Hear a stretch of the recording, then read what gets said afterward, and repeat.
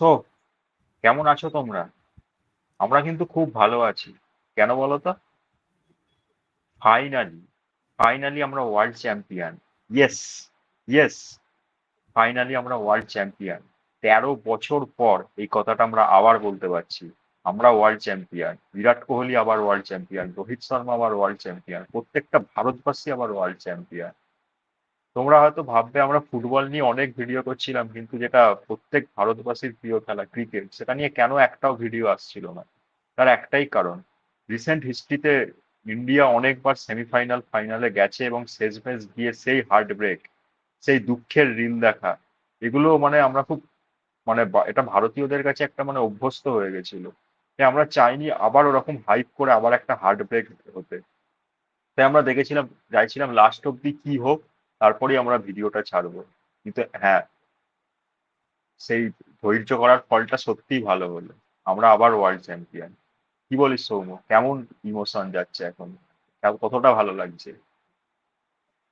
ভালো লাগার কথা আসার আগে আমি একটা কথা বলতে চাই যে এই যে ফ্যাক্ট যেটা এখন হয়ে গেছে, that we are world champions, India world champion টি-20 ফরম্যাটে। এখানে আরো একটা জিনিস বলতে হয় যে আমরা শুধুমাত্র ওয়ার্ল্ড চ্যাম্পিয়ন না, আমরা ওয়ার্ল্ডের নাম্বার 1 টি-20 র্যাঙ্ক টিম অ্যাজ ওয়েল। তো এই ভিক্টরিটা বোনাস হিসেবে আরো ভালো লাগছে যদি আমরা সেটাকে ক্যারি করি। তবে সেই মোমেন্টে যেখানে ক্লাসেন তখনও ক্রিজে, when he just reached his 50, তখন সেই 28 বলে 27 রান দরকার। ওই টাইমেও মনে হচ্ছিল যে probably we are heading for another heart break. চলো ঠিক আছে, যে 19 নভেম্বর সহ্য করে নিয়েছি, তো 29 জুনও সহ্য হয়ে যাবে। বাট দেন অ্যাগেন যে এবার হওয়ারই ছিল, এবার ড্রাউট ব্রেক হওয়ারই ছিল। এভরিওয়ান দ্য ক্রিকেটিং গডস আমাদের দিকে তাকিয়েছিল, and finally we overcame the challenge. তবে হ্যাঁ, এটা একটা হিস্টোরিক উইন, একটা very emotional win. I grew up, সত্যি বলতে আমরা বড় হয়ে গেছি একটা এত বড় টাইম স্প্যানের। সেই 2011 ওয়াজ দ্য লাস্ট টাইম আমরা ওয়ার্ল্ড কাপ জিতেছিলাম, and তারপরে 13টা বছর পার হয়েছে। তো খুশির থেকে বড় কথা আই থিঙ্ক এখানে আমি এজ আ ফ্যান খুব রিলিভড হয়েছিলাম যে ফাইনালি রো এবং কো, এই যে এই দুই আইকনিক ক্রিকেটার আমাদের এই জেনারেশনদের জন্য, তারা ফাইনালি একটা ভালো এন্ড, অ্যাটলিস্ট তাদের ক্যারিয়ারের প্রাইমে বা প্রাইমটা যখন ধীরে ধীরে নামছে, সেই টাইমে they have achieved a world cup. তো এটা খুব relieving as a fan, as a cricket fan. তো অবভিয়াসলি হ্যাপিনেস তো 100% আর বেশি, বাট রিলিভিং খুব খুব খুবই কনসোল্ড। ফাইনালি একটা লাইক হার্ট ব্রেক থেকে হার্ট হিলড হওয়ার মতো মোমেন্ট ছিল আমাদের জন্য 29th নাইট। তো প্রথম হলো যে এই প্রথম কোনো একজন দল টি-20 বিশ্বকাপে পুরো টুর্নামেন্টে আনবিটেন থেকে ওয়ার্ল্ড চ্যাম্পিয়ন হলো। এটা সেই ইন্ডিয়াই করে দেখালো যে হ্যাঁ, একেবারে আনডিফিটেড ওয়ার্ল্ড চ্যাম্পিয়ন। এবং টি-20 ফরম্যাটে এটা করা কিন্তু খুব একটা সহজ নয়, কারণ টি-20 ফরম্যাট খুবই আনপ্রেডিক্টেবল, এটা যে কোনো দিনে যা কিছু হয়ে যেতে পারে। তো পুরো টুর্নামেন্টে যখন আনবিটেন থেকে একটা কোনো দল চ্যাম্পিয়ন হয়, তখন বোঝাই যায় যে সেই দলটা একেবারে যোগ্যভাবেই চ্যাম্পিয়ন হয়েছে এবং ইন্ডিয়া একেবারে যোগ্য চ্যাম্পিয়ন। আর কতজনের যে কত রকম সাব মুক্তি হলো, মানে কি বলবো আর। সেই এই 2007 এই ক্যারিবিয়ান, সেখানে কিন্তু মনে আছে রাহুল দ্রাবিড়ের নেতৃত্বে ভারতীয় দল একেবারে বাংলাদেশের কাছে হেরে গ্রুপ স্টেজ থেকেই বাদ পড়ে গেছিল। আর আজ সেই রাহুল দ্রাবিড় যখন 19.5 ওভারে ক্যাচটা হলো, আর লাস্ট লাস্ট বলের জন্য সম্ভবত তখন 9 দরকার, ইন্ডিয়ার জয় একেবারে নিশ্চিত। রাহুল দ্রাবিড়ের সেই টিভিতে ইমোশনটা চোখে পড়ে, একেবারে ইমোশন। মানে মানে ওনার এতদিনের মধ্যে ওনার যে মানে সেই বারবার সেকেন্ড বয় হয়ে যাওয়া, কিছুতেই ফার্স্ট বয়ের জায়গাটা না পাওয়া, বারবার রানার্স আপের ট্রফি নিয়ে খুশি হওয়া, এই এই জিনিসটা থেকে হ্যাঁ, এবার আমি চ্যাম্পিয়ন, এই জিনিসটা থেকে রাহুল দ্রাবিড় প্রথমবার বেরোলেন নিজের কেরিয়ারে প্লেয়ার এবং কোচ হিসেবে। সেই ইমোশনটা একেবারে বেরিয়ে এলো এবং সেই যে ক্যারিবিয়ানই তাকে কিন্তু সেই জায়গাটায় ফিরিয়ে দিল। তো এটাই বলা হয় যে স্পোর্টস ইজ এ গ্রেট, মানে ব্যালেন্স করে দেয় সবকিছু লাইফে সত্যি, এবং ক্রিকেট সবকিছু লাইফে সত্যি ব্যালেন্স করে দেয়। এবং রাহুল দ্রাবিড়কে যেমন ভাবে কেড়ে নিয়েছিল, তেমনি রাহুল দ্রাবিড়কে সে ক্যারিবিয়ানই আবার ফিরিয়ে দিল। আর কোহলি কি বলবো, কোহলির তো মানে লাইফে সবকিছুই অ্যাচিভ হয়ে গেছিল, শুধু একটাই বাকি ছিল, এই টি-20 ওয়ার্ল্ড কাপ। সেই টি-20 ওয়ার্ল্ড কাপটা নিয়েই মানে টি-20 মানে কোহলি নিজের কেরিয়ার যখন শুরু করেছিলেন, ওনাকে মানে বলা হতো তখন মানে টি-20 এবং ওয়ানডে এর একেবারে মাস্টার, কারণ বিশেষ করে চেজ মাস্টার। এবং টি-20তে ওনার অ্যাভারেজ প্রচুর সময় ধরে 50-র ওপরে ছিল, এবং উইনিং কজে যে চেজের অ্যাভারেজ আরো বেশি ছিল। এবং সেইখানে একটা ওয়ার্ল্ড কাপ ছিল না, একটা আইসিসি ট্রফি ছিল না। তো ফাইনালি বিরাট কোহলি নিজের, বলা যেতে পারে যে মেসির মতো বিরাট কোহলিও নিজের কেরিয়ার পূর্ণ করলো। He completed cricket. আর রোহিত শর্মা যেটা মানে খুব প্রচন্ড ভাবে পার্সোনালি চেয়েছিল যে ইন্ডিয়াকে নিজের ক্যাপ্টেন্সিতে একটা ওয়ার্ল্ড কাপ দিয়ে যাবে। সেই রোহিত শর্মা যখন সেই আমাদের বারবাডোসের পিচ থেকে একটু মাটি খেয়ে নিল বা মাঠটা জোরে জোরে চাপড়াচ্ছিল, তখনই বোঝা যাচ্ছিল যে রোহিত শর্মা এটা কতটা পরিমাণে চেয়েছিল, কতটা পরিমাণে। What to you Soumya? Obviously I mean, যদি ইন্ডিয়ার ক্রিকেটিং আইকনসদের দেখা যায় তাহলে আগের জেনারেশনের মধ্যে আমরা অবভিয়াসলি আমাদের head coach, former head coach এখন রাহুল দ্রাবিড়কে তো ধরতেই হবে। অ্যান্ড এই জেনারেশনের দুই আইকনিক ব্যাটসম্যান, লিডার বলতে পারি, আমাদের টিম ম্যান যারা, রোহিত শর্মা and বিরাট কোহলি, এই তিনজনের জন্য এই ওয়ার্ল্ড কাপটা খুবই ইম্পর্টেন্ট ছিল, একটা ক্যারিয়ার ডিফাইনিং লেগেসি ছিল, লেগেসি তৈরি হয়ে গেল তাদের। ব্যাপারটা হচ্ছে যে স্পোর্টস এমন একটা জিনিস that you can be the greatest of all time. তুমি স্ট্যাটিস্টিক্যালি অনেক হেড থাকতে পারো, হয়তো ম্যাচেসে অনেক দীর্ঘ ক্যারিয়ার ধরে you have scored runs, you have taken wickets, but trophy জেতাটা এখনো অব্দি চিরকাল এটাই থাকবে স্পোর্টস এর ট্রফি, যেটার থেকে বড় কিছু হয়। স্পেশালি একটা ইন্টারন্যাশনাল টুর্নামেন্ট যেখানে ওয়ার্ল্ড কাপ লেভেলের একটা টুর্নামেন্ট, সেটা যতক্ষণ না ইউ হ্যাভ টু শো, ততক্ষণ স্ট্যাটস, কোয়ালিটি, এগুলো কিছু ম্যাটার করে না, ফর্ম এসব ম্যাটার করে না। And obviously, when you are in form, when you are a great cricketer, any sportsman, you have to just put all your efforts in that achieving that gold medal বা trophy. তো এই তিনজনের এই ক্যারিয়ারে probably এটাই বাদ ছিল। রোহিত 2007 সে একটা ওয়ার্ল্ড কাপ জিতেছে, 2013 তার কাছে আইসিসি চ্যাম্পিয়ন্স ট্রফি ছিল, কিন্তু আমরা তখন সবাই জানে যে ওই টাইমে তারা জাস্ট ক্যারিয়ারের শুরুতে বা জাস্ট প্রাইমে ঢুকছে, তো সেখানে তাদের ক্রেডিটটা অত বেশি হয়তো ছিল না। রাহুল দ্রাবিড় তার নিজের ক্যারিয়ারে জাস্ট একটাই আইসিসি ট্রফি জিতেছে, যেটা সেই টাইমে অত মিনিংফুল ছিল না, দ্যাট ইজ দ্য 2002 আইসিসি। তাও সেটা সম্ভবত যুগ্ম বিজয় হয়েছিল ওটা সম্ভবত। জয়েন্ট উইনার ছিল, তো ওটাতেও খুব একটা বেশি ক্রেডিট নেওয়ার ছিল না তিনি।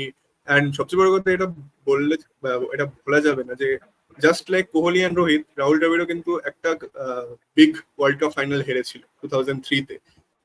ওখানেও আমরা অস্ট্রেলিয়ার কাছে হেরে গেছিলাম বাজে ভাবে, এন্ড কুড হ্যাভ বিন ওটা রাহুল দ্রাবিড়ের অনলি ওয়ার্ল্ড কাপ ট্রফি হতে পারতো সেটা, but still that that man could not. 2007 when he was the captain of Indian cricket team, সেই টাইমে যা হিউমিলিয়েশন হয়েছিল, ওটার পরে তার বাড়ির সামনে সিকিউরিটি ডেভেলপ করে দেওয়া হয়েছিল, তার পোস্টার জানানো হয়েছিল, তার এফিগি জানানো হয়েছিল, তাকে একটা সার্টেন সেকশন, একটা অন্য ক্রিকেটারের ফ্যান্সরা তাকে বারবার রাস্তার মধ্যে হেকেল করছিল যে ইউ আর দ্য রিজন, সেই মানুষটা ক্যাপ্টেন না। বাট এই মিসকনসেপশন গুলো তিনি কোনোদিনও মিডিয়ার সামনে এসে জবাব দেননি। এখনো সেই সেকশনের কিছু ফ্যান বলছে যে সেই মানুষটাই রোহিত শর্মাকে ক্যাপ্টেন করেছে বলে, তো তারই ক্রেডিট। তো এরকম মানুষ থাকবেই, মানে হ্যাঁ, যারা সবসময় মানে একটা পার্টিকুলার মানুষকে ক্রেডিট দিয়ে দিতে চাইবে, তো এদেরকে ইগনোর করাটাই আমার মনে হয় বেস্ট। একদম ইগনোর আমরা তো করবে, কারণ সবচেয়ে বড় কথা, আমি যদি বলি যে আমি রাহুলকে দ্রাবিড়কে আইডলাইজ করি, সেও ইগনোরই করেছিল, সে তো ক্রিকেটেই মন দিয়েছিল। 2007 ওই বাজে ইনসিডেন্টটা হওয়ার পরেও সে 2008, 2009, 2010 এই 3 বছর পর পর টেস্ট ক্রিকেটে তিনি পারফর্ম করেছেন।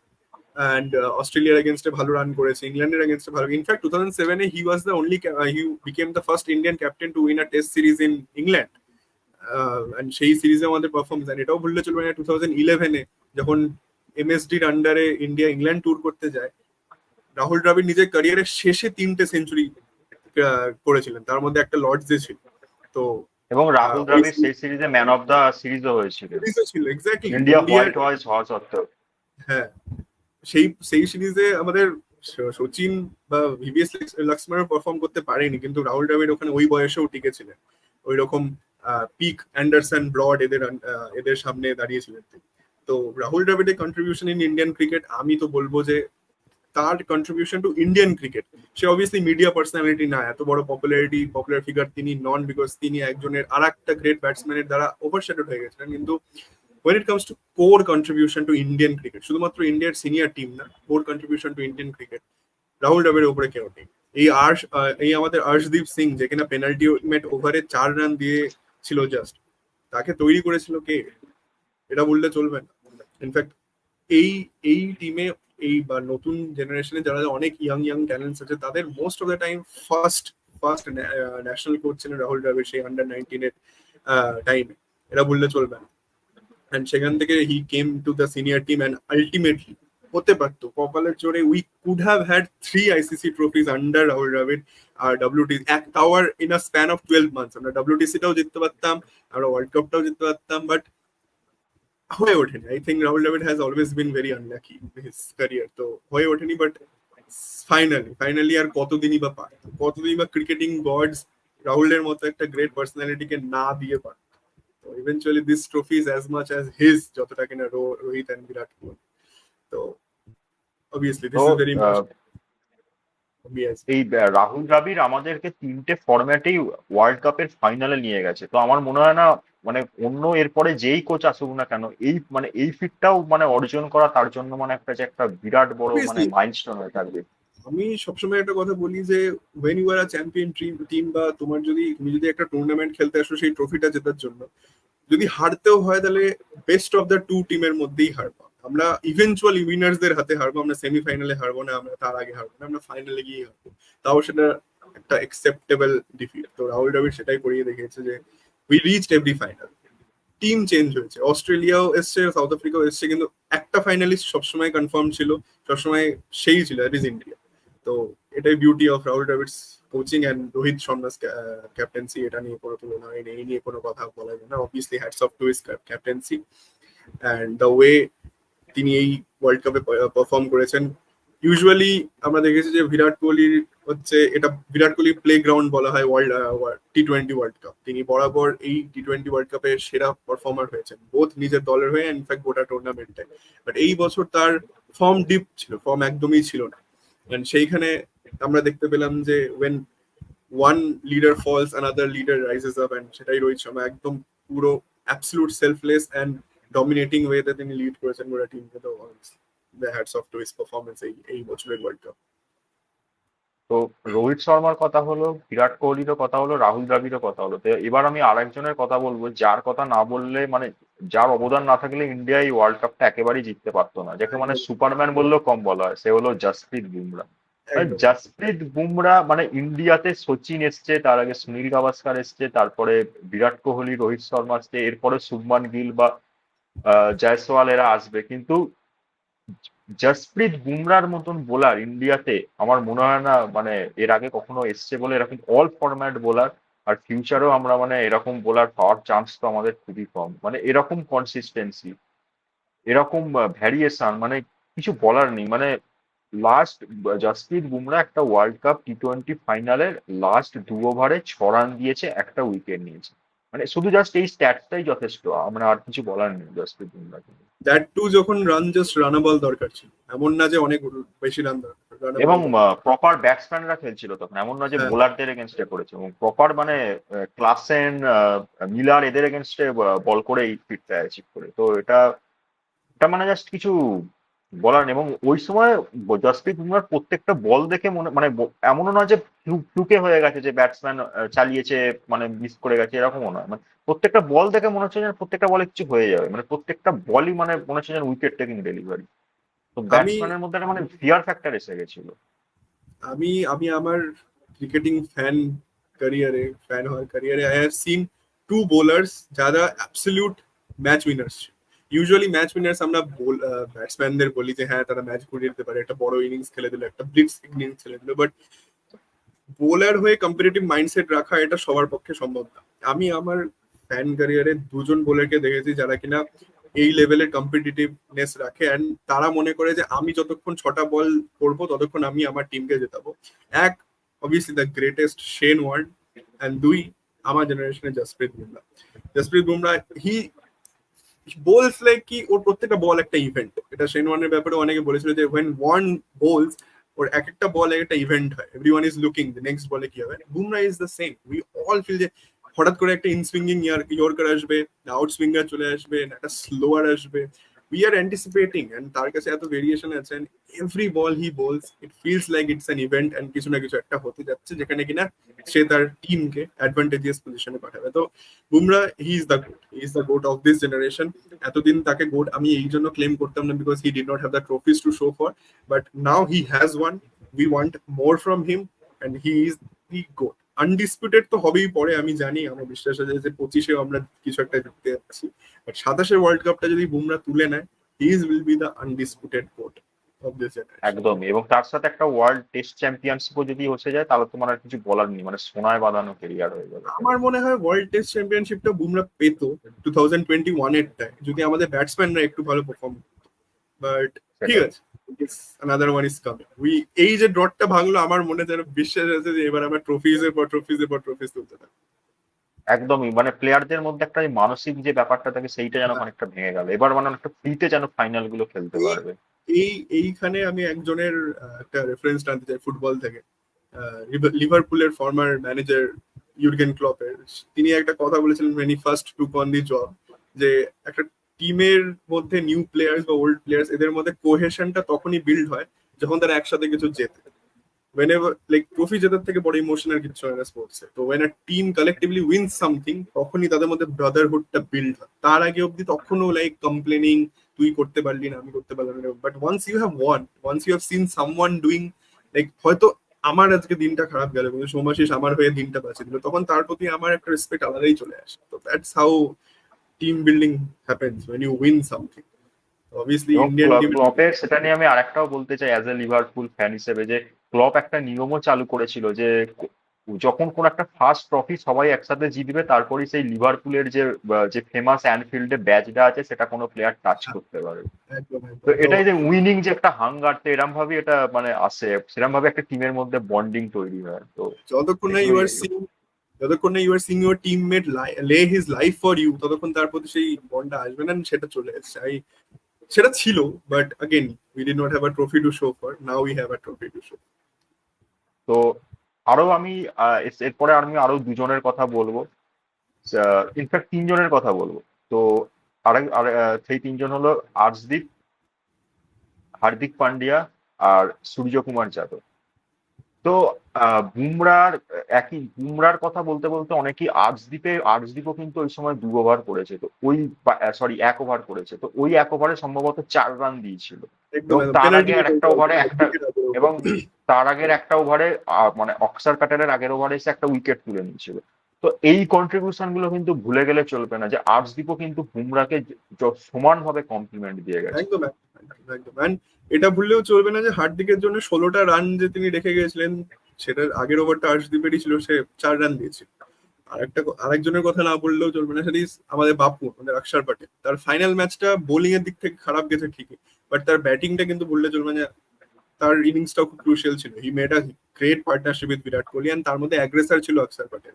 এন্ড সেমিফাইনালে আমরা দেখেছি যে অক্ষর Patel was the hero with the ball against England. তো Axar Patel probably man of the টুর্নামেন্টের কন্টেন্ডার ছিল যদি তার ফাইনালের বোলিং পারফরমেন্সটা ভালো যেত।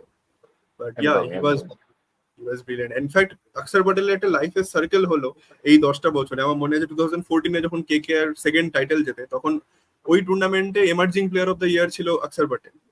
এন্ড তখনও শুরুতে সবাই ওকে বলতো বিটস অ্যান্ড পিসেস, যে একটু ব্যাটিং, একটু বোলিং, একটু ফিল্ডিং। বাট টি20-তে you need players like Akshar Patel and Hardik Pandya, যারা কিনা এই বিটস অ্যান্ড পিসেস দিয়ে, কারণ শর্ট ফরম্যাটে এত শর্ট যে you just need 1 or 2 over to change the game, and এটা absolute game changer. Axar Patel is a game changer. In fact আমি তো এখন এটাও বলবো না যে তিনি bits and pieces, because last যে বর্ডার গাভাস্কার ট্রফি হলো, Axar Patel had a very good series with the bat, he was batting really well. তো অক্ষর প্যাটেল নিজের ব্যাটের উপর সত্যি দারুণ কাজ করেছে। ইনফ্যাক্ট দিল্লি ক্যাপিটালস এর হয়েও এবার তিনি ভালো খেলেছেন with the very good strike, এবং এই স্ট্রোক গুলো করে প্রপার ব্যাটসম্যানের স্ট্রোকের মতো, ফুল হার্টেড, ফুল একদম পুরো জান দিয়ে শট, মানে হাফ হার্টেড স্ট্রোক না তিনি খেলেন। তো ইয়া, ম্যাসিভ রেসপেক্ট টু অক্ষর প্যাটেল অ্যাজ ওয়েল, নাম না নিলে। তো এরপরে আসি হার্দিক পান্ডিয়া। তো হার্দিক পান্ডিয়া আমরা সবাই জানি মানে কি রকম ট্রোলের মধ্যে দিয়ে গেছিল, মানে আমরা সবাই মানে মেন্টাল হেলথ এসব নিয়ে বলি, কিন্তু মানে ট্রোল করার ব্যাপারে আমরা কেউই ছাড়ি না। তো হার্দিক পান্ডিয়াকে মানে সোশ্যাল মিডিয়া একেবারে খেয়ে ফেলেছিল, মানে মুম্বাই ইন্ডিয়ান্স এর ফ্যানরা কনস্ট্যান্ট বু করে গেছে। এবং মানে এবং সোশ্যাল মিডিয়ায় গালি থেকে শুরু করে কোনো কিছু পাচ্ছিল না। কিন্তু সেখান থেকে এসে ওয়ার্ল্ড কাপের লাস্ট ফাইনাল ওভার ডেলিভার করা is not a matter of joke, এবং জেতানো, এবং সেই যে কান্নাটায় ভেঙে পড়েছিল হার্দিক পান্ডিয়া, মানে ওটা কান্নায় ভেঙে পড়া নয়, মানে সুখের মানে আনন্দের কান্না যেটা বেরিয়ে গেছিল। তো ওটা থেকে বোঝা যায় মানে সেই চাপটা রিলিজ হলো যে ফাইনালি হ্যাঁ আমি করে দেখালাম, আমি মুখে কিছু বলিনি, আমি কাজে করে জবাব দিলাম। আমি আমি হার্দিক পান্ডিয়ার ক্যারিয়ারের শুরু থেকেই হার্দিক পান্ডিয়ার fan, I been a fan since day one. And the reason, অনেকে ভাবছে যে এটা হয়তো হার্দিকের কামব্যাক, বাট হার্দিকের কামব্যাক সেদিনই হয় যেদিন তিনি ইন্ডিয়ান কল আপ পায়। বিকজ যদি আমরা হার্দিকের ব্যাকগ্রাউন্ড দেখি, রাস্তার ছেলে একদমই, he is a great story of rags to riches. Hmm. তার গল্প থেকে যে তিনি 5 টাকার ম্যাগি খেয়ে ক্রিকেট খেলতে যেতে, প্র্যাকটিস করতে যেতেন, সেখান থেকে ইন্ডিয়ান টিমে ব্রেক ইন করে অ্যাজ আ অলরাউন্ডার। তো সেদিনই he won in his life. But again লাইফের জার্নি কোনো শেষ হয় না, হার্ডেলের পর হার্ডেল আসতেই থাকে। তো এটা বল, like Hardik Pandya is a true warrior, he is a true warrior. এত মেন্টাল, লাইক হার্ড মেন্টালিটির ছেলে, হি কেপ্ট অন স্মাইলিং ওই hard time, even his own fans were booing him. And এটা, আমি মুম্বাইয়ের কোনোদিনও ফ্যান না, আমি মুম্বাইয়ের ফ্যান কোনোদিনও ছিলাম না। আমি একটা কথা বলতে পারি যে just because he replaced an iconic captain, তার মানে এই নাকি ইউ উড ফরগেট যে হার্দিক কতটা কন্ট্রিবিউট করেছে মুম্বাইয়ের প্রিভিয়াস টাইটেলস গুলোতে। Both Hardik and his brother Krunal অনেক ক্রুশিয়াল ইনিংস খেলেছে, যেখানে মুম্বাই লুজিং পজিশন থেকে উইনিং পজিশনে এসেছেন, তার জন্যই তারা 5 টাইম চ্যাম্পিয়ন হয়েছে। আই রিমেম্বার আমি as a KKR fan Hardik পান্ডিয়াকে দেখে একবার সেই স্কেয়ারি ইনিংস 91 অফ 33, আই হ্যাঁ রিমেম্বার একদম একদম, সম্ভবত পুরো ইডেনে হয়েছিল ম্যাচটা। পুরো ম্যাচ নিয়েই চলে গেছিল, had he not got out match হেরেই যেতাম আমরা। তো such is Hardik Pandya. And আমি তো একটা কথা সবসময় বলি, হার্দিক পান্ডিয়া যদি ফর্মে থাকে, he is better than Ben Stokes. And Ben Stokes কে লোকে এই সবাই এই জেনারেশনের বেস্ট অলরাউন্ডার বলে। Hardik Pandya on form is the best allrounder in the world, better than Ben Stokes. এটা আমি বলবো। আর আর আর লাস্টে যার কথা না বললেই নয়, সূর্যকুমার যাদব। হ্যাঁ, ব্যাটে কিছু হয়নি, কিন্তু সেই যে ক্যাচটা, মানে মানে ক্যাচেস উইন ম্যাচেসটা মানে একেবারে নিজের চোখের সামনে প্র্যাকটিক্যালি দেখলাম, মানে কিভাবে ক্যাচেস উইন ম্যাচেস এবং ক্যাচেস উইন টুর্নামেন্টস হয়। আর সেই 1983-তে সেই গ্রেট ভিভিয়ান রিচার্ডস এর ক্যাচ, যে একটা মানে আইকনিক ক্যাচ কপিল দেব নিয়েছিল, এবং সেই ওয়েস্ট ইন্ডিয়ান সয়েলেই আবারও একটা গ্রেট ক্যাচ ইন্ডিয়াকে আবার ওয়ার্ল্ড কাপ এনে দিল। এবং এবারেও অপোনেন্টের মানে last batter, one of the best batter অপোনেন্টের ডেভিড মিলারের ক্যাচ একেবারে বাউন্ডারি লাইনে, এবং অসাধারণ অ্যাথলেটিজম। মানে অনেক সময় দেখা যায় ওই জায়গাটায় কিন্তু দুজন থাকে, মানে একজন কি করে বাউন্ডারি লাইন থেকে বলটাকে সামনের দিকে ঠেলে দেয় আর অন্যজন ক্যাচটা নেয়, কিন্তু এখানে কিন্তু অন্য কেউ ছিল না। তো এখানে মানে সূর্যকুমারকেই মানে আবার এসে ক্যাচটা নিতে হতো। তো মানে ওখানে দুর্দান্ত প্রেজেন্স অফ মাইন্ড এন্ড অ্যাথলেটিজমের মানে দেখিয়েছে সূর্যকুমার যাদবের এই ক্যাচটা। মানে ইন্ডিয়ান ক্রিকেট হিস্ট্রিতে মনে মানে মানে আমাদের বাবারা আমাদের কপিল দেবের ক্যাচটার কথা বলেছে এবং তার ভিডিও দেখেছি, আমরা আবার আমাদের নেক্সট জেনারেশনকে সূর্যকুমার যাদবের ক্যাচটার কথা বলবো। তো মানে এতটাই মানে ওটা রিমার্কেবল একটা ক্যাচ, আর এটা মানে লেগাসি ক্যাচ হয়ে থাকবে একেবারে। অ্যাকচুয়ালি ইট জাস্ট মানে এটা দেখায় যে তার ট্রফিটার প্রতি কত ডেডিকেশন ছিল, তার নিজের দলের প্রতি কতটা ডেডিকেশন ছিল, যে তিনি সেরকম লেভেল একটা ক্যাচ পুল আপ করতে পেরেছেন। একটা অ্যাজ ইউ সেড কি ক্যাচেস উইন ম্যাচেস, আমরা কিন্তু 23-এর ওয়ার্ল্ড কাপটা হেরেছিলামই একটা দুর্দান্ত ক্যাচের জন্য, একটা ক্রুশিয়াল একদমই উইকেট। একদমই। তো সেটাই, আমরা একটা টাইমে ক্যাচেস উইন ম্যাচেস এর ভিকটিম হলাম, এন্ড সেখান থেকে এখন আজকে আমরা ভিক্টর হয়ে গেছি। তো obviously catches win matches contribution fielding এও দেওয়া যায়। আপনি যদি একটা 4 রানকে 2 রানে কনভার্ট করে দিতে পারেন, প্রেশার ক্রিয়েট করতে পারেন, আপনি ব্যাট করুন না বল করুন, doesn't matter, you can contribute with fielding. এটাই ক্রিকেটের কি বলে একটা বিউটি, যে হয়তো you are having a bad day with the bat, you are having a bad day with the ball, but just lay it all out in the field, help your teammates through your fielding, and see কতটা difference এটা make করে। তো yeah, absolutely hats off to Surya Kumar Yadav as well for that brilliant catch. একদম। And finally, thank you, Indian cricket team. Thank you. Again, thank you. And এর সাথেই আমরা আমাদের first cricket video শেষ করছি। তোমরা বলো আমাদের ক্রিকেট অ্যানালিসিস, এটা আমাদের অতটা অ্যানালিসিস ছিল না, এটা অ্যাকচুয়ালি মানে একটা ইমোশনাল ভিডিও ছিল। তো তোমরা বলো আমাদের ক্রিকেট ভিডিও কেমন লাগলো। তো তো তোমরা কমেন্ট করে জানিও। তোমরা চাইলে আমরা আরো ক্রিকেট ভিডিও নিয়ে আসবো। এবং ইউরোর অলরেডি ফার্স্ট রাউন্ড অফ 16-এর ম্যাচ শেষ হয়ে গেছে। আমরা কোয়ার্টার ফাইনালিস্টও পেয়ে গেছি। তো আমরা কোয়ার্টার ফাইনাল শুরু হওয়ার আগেই রাউন্ড অফ 16 এর রিভিউ আর কোয়ার্টার ফাইনালের প্রেডিকশন ভিডিও চলে আসবে। তো প্লিজ আমাদের সাপোর্ট করতে থাকো, লাইক দিও, কমেন্ট করো, সাবস্ক্রাইব করো। Thank you. Thank you, bye. Thank you. Bye by.